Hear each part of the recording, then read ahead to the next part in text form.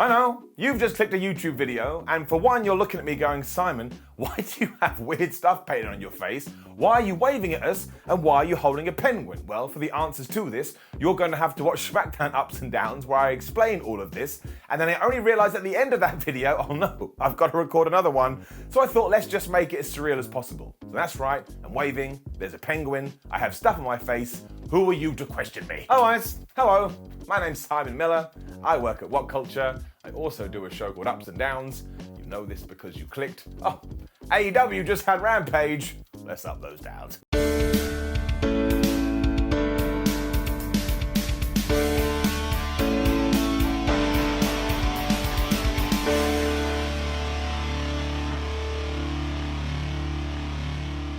Right, it is probably time to give Takeshita a massive push because Rampage started with this man taking on Eddie Kingston, and we just give it a big clap. I mean, this dude is only in his mid-20s and he's already superb, and of course everybody loves Eddie Kingston, which was doubly true here because while you could feel the emotion for Takeshita, people still wanted to cheer Ed more. Otherwise, it was just such a fun, enjoyable match. And after they'd done some wrestling to start things off, I think Kingston got bored about all of this and started chopping away, and then he laid out Takeshita with a suplex. As it didn't really slow his opponent down though, Kingston had a little bit of a thinky-dink about this and decided, I know what I'm gonna do, boop, and he poked him right in the eye.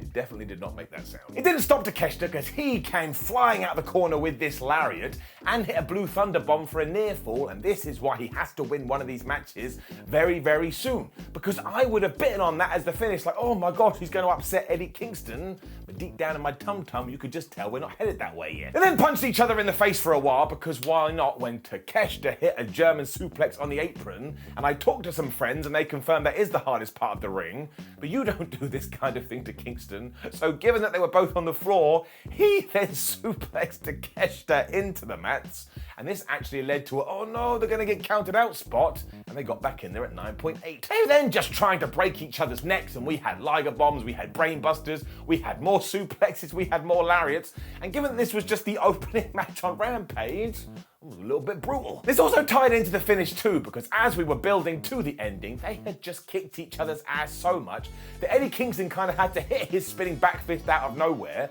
but he wasn't able to pin Takeshita because he was all like, oh man, I'm all loopy-goosey. So he fell on him, lucky chap that he is. The ref was like, well, I better do the count. 1, 2, 3. So Eddie Kingston won, but did he really? No. So you should go and watch this because it's just good.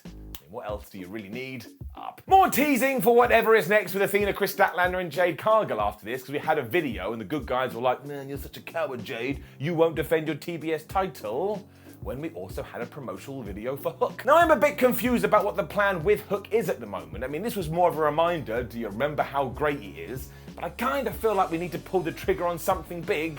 However, when I was watching this, I couldn't help but stare at his luxurious hair, so that man's gonna be fine. Ring of Honor was then back on your AEW TV, and this obviously makes sense because we're building to that big pay-per-view in a few weeks, but I do hope it can find a proper weekly programming somewhere soon, because this thing really needs some structure and it needs some momentum. We certainly did get some story here because it was the Gates of Agony, which is just the most amazing name ever. I like to think they were kids and they one day saw a gate and they were like, ah. So they brought that into their adult life, and they were taking on the Ring of Honor World Champion Jonathan Gresham and his friend Lee Moriarty. Now, Toa Leona and Khan obviously came to the ring with Tully Blanchard because that's part of his group. And as we actually learned here, Jonathan Gresham is a little bit of an asshole because Lee Moriarty took a massive beating throughout this match, and when he went for tag number 1, Gresham found himself arguing with Tully, so he wasn't there for his buddy. Lee then got beaten up some more, and honestly, some of the moves that the Gates of Agony gave him were absolutely devastating. But when he did knock them both down and he went for tag number 2, this time Johnny Boy was like, I'm not touching your hand. He hugged Tully Blanchard, and they walked off. I was like, well, I cannot believe it. Agony Gates then absolutely pulverized him with these 2 awesome looking moves. Like on the last one, they just crushed his ribs into their knees, and they got the 1, 2, 3. So I was like, well, I guess at some point we're going to be doing Jonathan Gresham versus Lee Moriarty. And that got confirmed later on. I quite like this though, because I saw Gresham go super heel in Progress Wrestling up close and personal, and he just had all the fun in the world with that.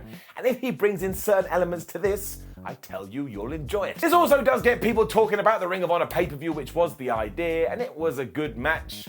Although I will say that this was the first of 2 tag team breaks up on one show. That was a little bit strange, but up. Eddie Kingston made me look like an idiot. I mean, it's not hard, but still. Because he cut this promo and he just ensured to get every single narrative point over, even ones that I've questioned, and he just injected emotions right into your veins. I mean, this guy. He basically just talked about Chris Jericho, the Jericho Appreciation Society, the Blackpool Combat Club, Ruby Soho, and he was so mad at himself because he hadn't made Chris Jericho bleed out blood and guts, so now everybody thinks he's a liar.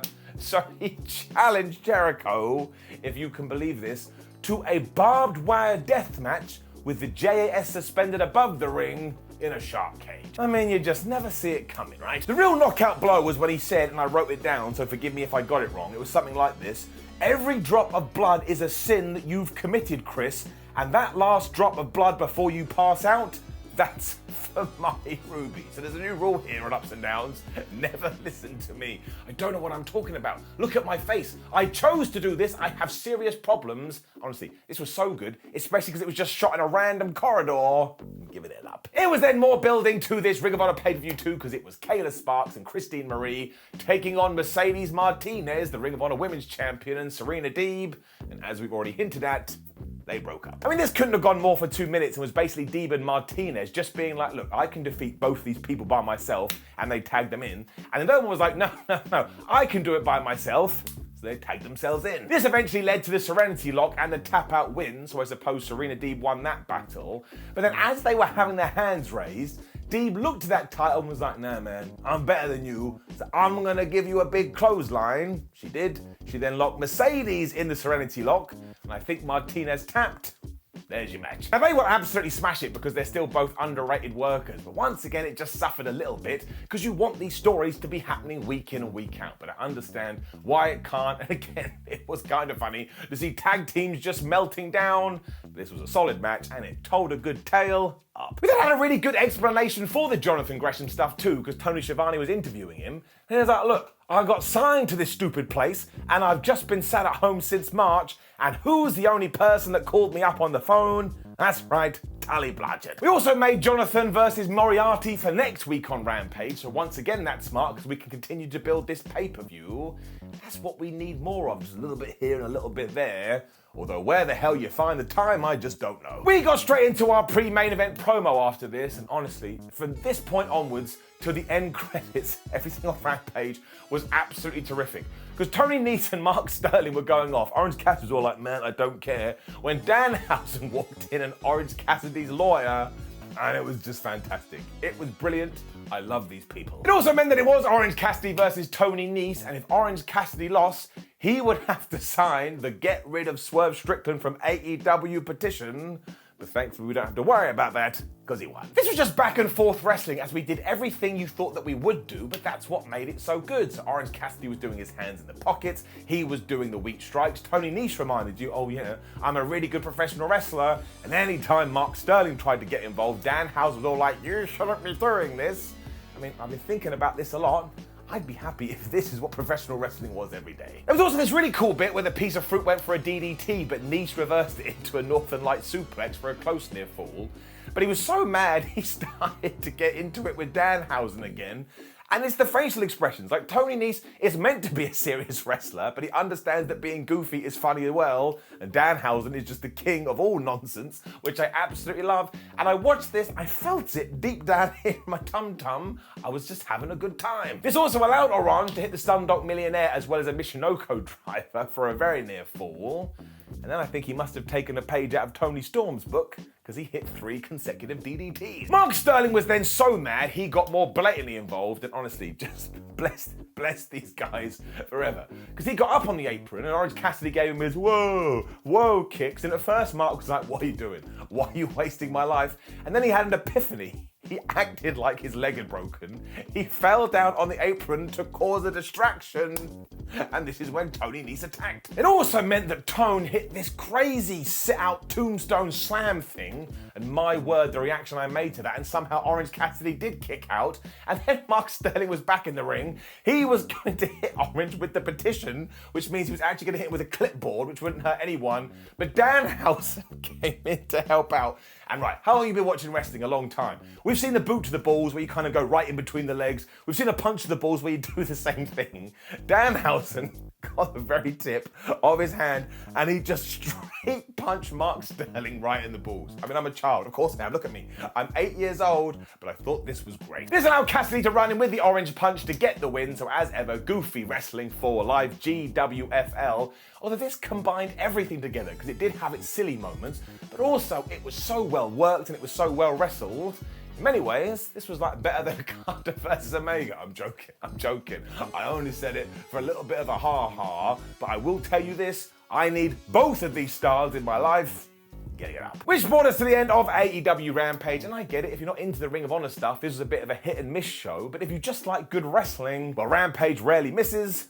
Up. Now please do leave a comment below and let us know what you thought about last night's AEW Rampage. Like the video, share the video and subscribe. Head over to WhatCulture.com, read yourself some articles, follow us on social media, and in at number 6, go watch other ups and downs videos, especially SmackDown, so I can explain this. Otherwise, my name is Simon for WhatCulture. I now have to try and wash this off, and I fail, and throughout the day people will look at me like that guy's got serious problems, but to be fair, they're not wrong. Goodbye.